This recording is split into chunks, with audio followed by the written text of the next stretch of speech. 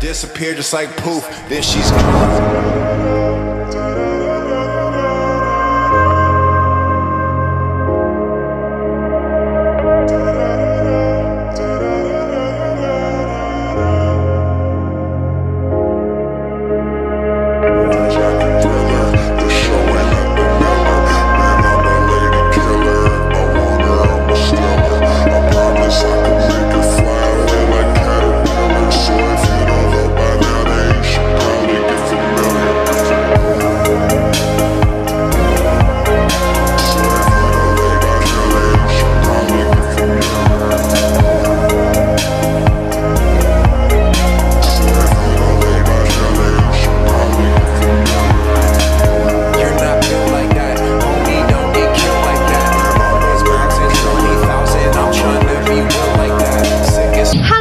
Kalian tahu nggak sih sistem pemerintahan dua negara ASEAN?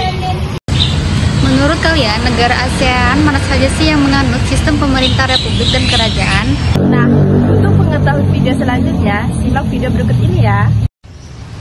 Jadi guys, sistem pemerintahan negara ASEAN yang berbentuk republik itu ada 6 negara, yaitu Indonesia, Vietnam, Filipina, Myanmar, Laos, dan Singapura.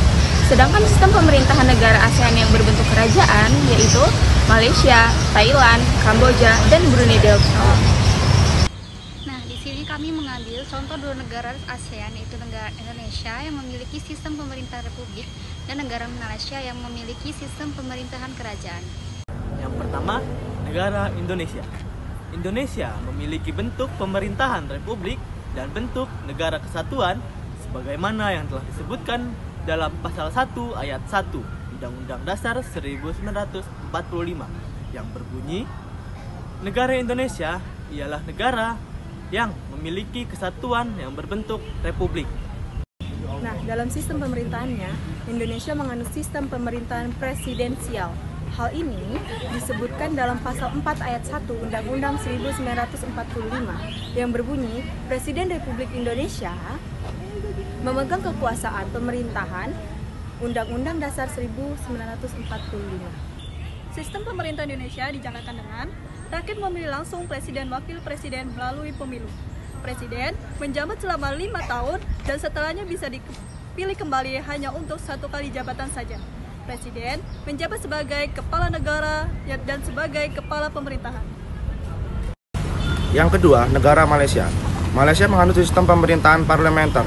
Sistem pemerintahan ini didasarkan pada model British Westminster. Sistem pemerintahan ini dikepalai oleh yang berpetuan agung sebagai kepala negara, dewan negara atau senat, serta dewan rakyat atau dewan perwakilan rakyat. Dalam pasal 340 Konstitusi Federal Malaysia dituliskan jika yang berpetuan agung merupakan seorang raja konstitusional yang dipilih untuk menjabat selama 5 tahun. Agung serta Ratu Raja Permaisuri Agung dipilih oleh penguasa turun-temurun. Kesembilan, Kesultanan di Malaysia atau yang lebih dikenal sebagai Conference of Wales. Kepala negara Malaysia atau yang diperatukan agung memiliki wewenang untuk mengingatkan Perdana Menteri sebaiknya kepala pemerintah. Jadi, perbedaan sistem pemerintahan negara Indonesia dan negara Malaysia adalah untuk sistem pemerintahan negara Indonesia yaitu sistem pemerintahan presidensial, sedangkan negara Malaysia adalah sistem pemerintahan parlementer. Yang kedua, Badan Eksekutif Negara Indonesia, yaitu Presiden sebagai kepala negara dan kepala pemerintahan, sedangkan negara Malaysia yaitu Perdana Menteri sebagai pemegang kuasa, kemudian pengatur dan penggerak pemerintahan. Dan yang ketiga, Badan Legislatif Negara Indonesia, yaitu DPR atau Dewan Perwakilan Rakyat yang berperan untuk membuat undang-undang dengan persetujuan Presiden. Sedangkan negara Malaysia, yaitu Dewan Negara dan Dewan Rakyat. Dua lembaga ini berperan untuk membuat undang-undang. Untuk yang keempat, kepala negara. Untuk Indonesia, presiden tidak memiliki kekuasaan dalam hal perundangan dan kehakiman. Sedangkan Malaysia yang dipertuan agung memiliki kekuasaan di bidang eksekutif, perundangan, kehakiman, pemeliharaan agama Islam, dan keamanan negara. Nah, yang kelima, Badan Yudikatif. Untuk Indonesia, kekuasaan kehakiman dipegang oleh Mahkamah Agung dan Mahkamah Konstitusi. Nah, sedangkan Malaysia yang di Pertuan Agong melantik Hakim Besar, Persekutuan dan Mahkamah Tinggi serta Peguam Negara atas nasihat Perdana Menteri.